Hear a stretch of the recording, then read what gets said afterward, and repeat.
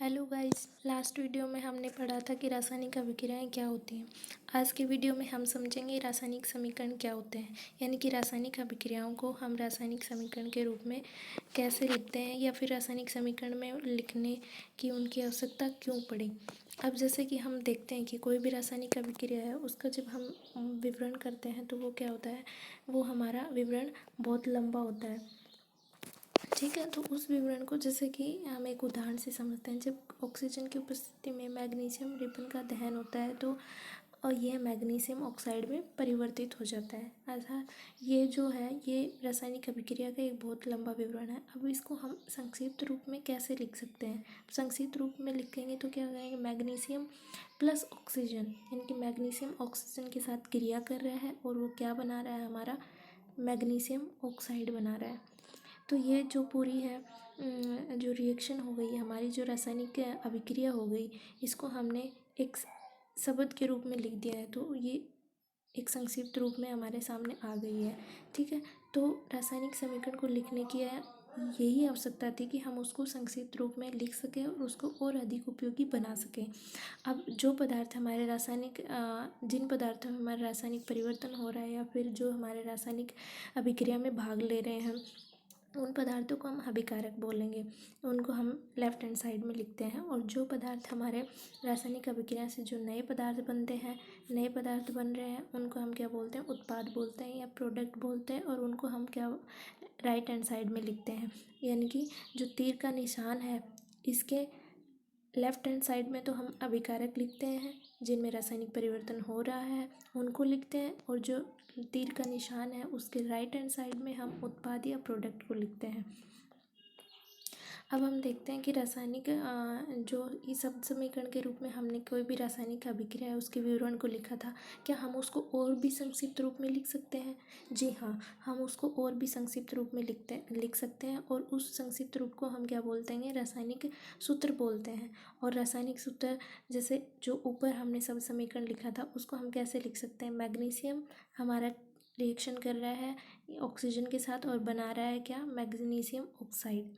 ठीक है, इसको हमने रासायनिक समीकरण के रूप में लिख दिया है। तो ये और भी क्या होता है, संक्षिप्त रूप में आ गया है और इसको लिखना और भी उपयोगी बन गया है। ठीक है, और ये जो हमारा समीकरण है इसको हम क्या बोलते हैं, कंकाली समीकरण बोलते हैं। अब हम समझते हैं कि कंकाली समीकरण होता क्या है।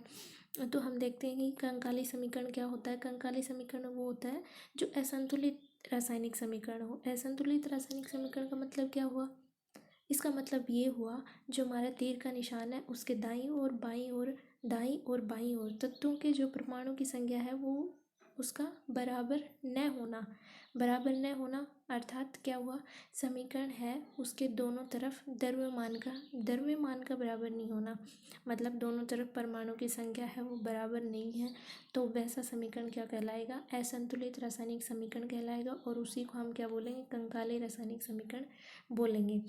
अब जो कंकाली रासायनिक समीकरण है उसको हम क्या करेंगे, संतुलित करेंगे। अब संतुलित करने की आवश्यकता क्यों पड़ी, यानी कि जो हमारा द्रव्यमान का संरक्षण का नियम है वो क्या कहता है, वो ये कहता है कि कोई भी अभिक्रिया होती है उसमें द्रव्यमान का न तो निर्माण होता है और न ही विनाश होता है।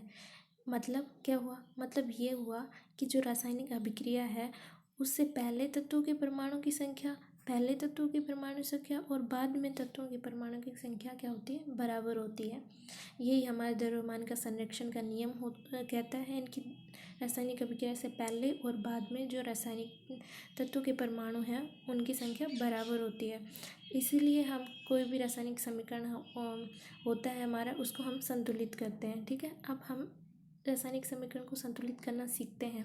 इसके लिए हम एक एग्जांपल लेते हैं और एक उदाहरण लेते हैं। जैसे आयरन है वो वाटर के साथ रिएक्शन करके हमारा Fe3O4 + H2O बना रहा है। अब इसको हम ये हमारा क्या होता है, असंतुलित समीकरण है। अब हमें कैसे पता चलेगा कि ये असंतुलित समीकरण है, इसके लिए हम क्या करेंगे, उसके लिए हम एक सूची बनाते हैं। क्या करेंगे, सबसे पहले तत्व लिख लेते हैं, यानी कि जो हमारा तीर का निशान है यानी कि जो रिएक्शन है उससे पहले जो जो रिएक्शन में पार्टिसिपेट कर रहे हैं हमारे जो तत्व हैं उनको लिख लेते हैं। इधर की साइड क्या है, लेफ्ट हैंड साइड में आयरन है, आयरन लिख लिया हमने।